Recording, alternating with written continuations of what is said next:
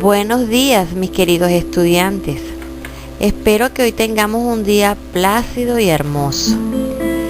Quiero presentarles hoy el segundo video, el cual nos va a permitir conocer más acerca de las matemáticas.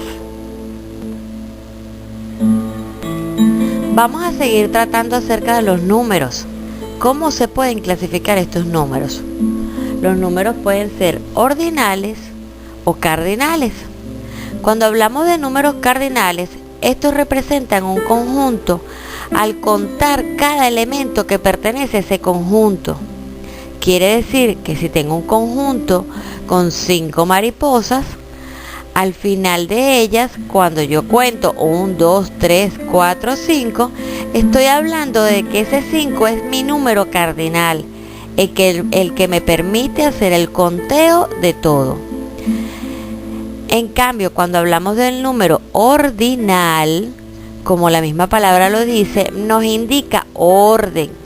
Y todo número, para representar un orden, lo puedo nombrar como primero, segundo, tercero, cuarto, igual como estábamos en la primaria, primer grado, segundo grado, tercer grado.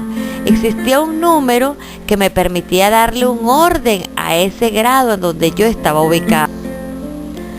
Fíjense, quiero primero que hagamos unas actividades. Estas actividades deben de recordar que deben de llevármelas en una hoja blanca o en una hoja de examen, bien presentadas, pulcras, y puntualmente en la próxima clase que nos veremos la semana que viene. Primero, escribe en números ordinales de orden de mayor a menor el tamaño de los insectos que observas en esta lámina. Y así podrás decir, según tu opinión, quién es mayor que quién. Escribe el ordinal de los siguientes días de la semana. Me vas a decir si el lunes es el primero o el cuarto día de la semana al cual nosotros día a día manejamos. Tercero, une con una línea cada orden con su correspondiente palabra. Creo que está fácil. Tenemos los números ordinales escritos en forma numeral y tenemos los números en forma escrita en el lenguaje castellano. Quiere decir que con esto aprenderemos cómo debemos escribir cada número. Enseguida vamos a comenzar con los números naturales. Fíjense que se forman con el 0 y añadiendo unidades. Números que van a ser consecutivos uno con otro. Recordemos que un número consecutivo es aquel al cual yo al sumarle 1 obtengo el número siguiente. Por ejemplo, si a 0 le sumo 1, me da como resultado 1. Quiere decir que el 1 es consecutivo del 0. Debes recordar que los números naturales se simbolizan con una letra N. Y que esa N es especial y no es igual a la N normal de Nancy. Es una connotación que le dieron los matemáticos para poderla diferenciar de las otras N. Este conjunto se puede representar, fíjate bien, a través de unas llaves.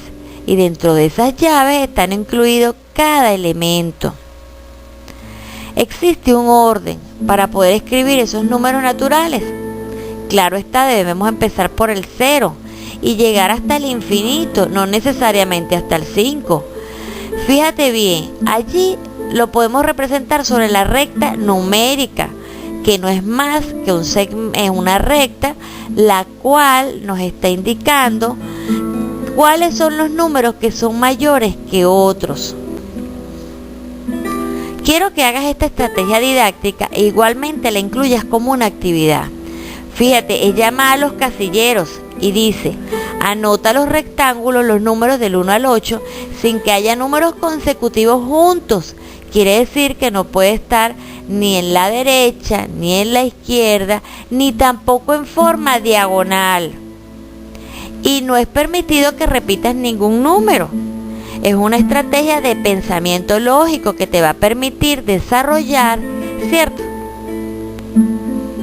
Vamos a hablar acerca de la adición en N. ¿Qué es la adición? Es la operación que me permite obtener como resultado la suma. La adición, al sumar dos números naturales, que puedo decir que es A y B, se obtiene otro número C. Es decir, A más B es igual a C, donde A y B son los números sumandos y la C es la suma. Quiere decir que el resultado es lo que conocemos como suma, no en sí la operación de la adición.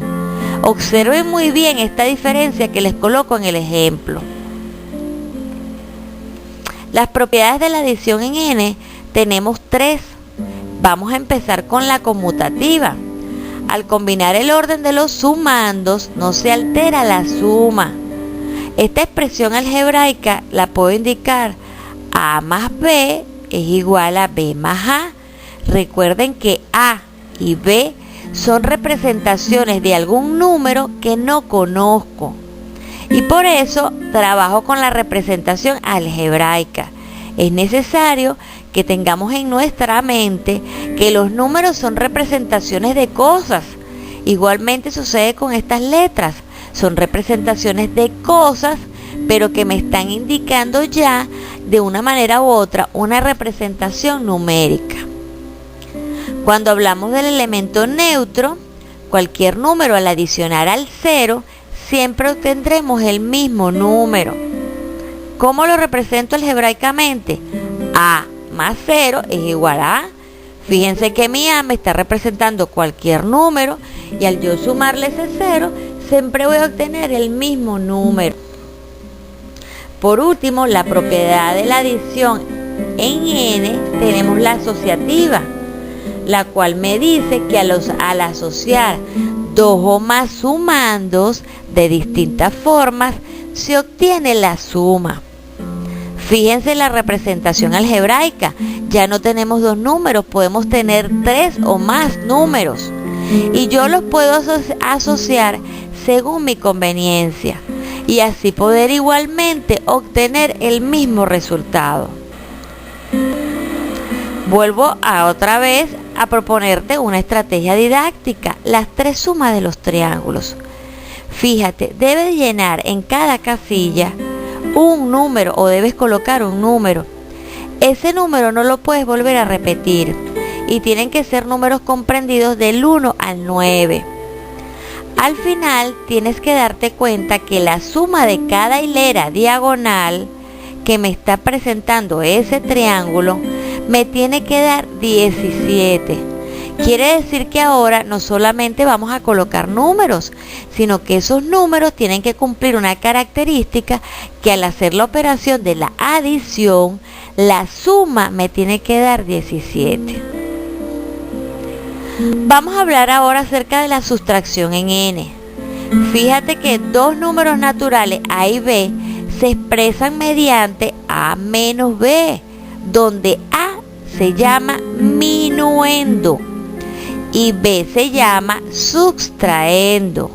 Lo que obtengo como resultado ya no se va a llamar suma, porque no estamos sumando, se va a llamar diferencia. Es necesario recordar los nombres de cada uno de estos elementos que me permiten a mí hacer la operación de la sustracción. La sustracción no tiene propiedades, porque la sustracción es la operación opuesta a la adición. Por lo tanto, no vamos a estudiar las propiedades de sustracción porque no existen. Fíjate bien, te tengo otra actividad y debes hacer una composición de números. Fíjate bien el conjunto de manzanitas que tenemos allí. Son 6 manzanitas. Quiere decir que tú debes buscar los números que deben de ir dentro de esa casillita que me permite a mí completar esa numeración 6. Este ejercicio es muy sencillo, pero es un ejercicio que tú podrás aplicarle a tus futuros estudiantes, para ellos así poder completar cada una de las actividades y lograr el pensamiento lógico que tienen los niños al ver que allí existen 6 manzanas.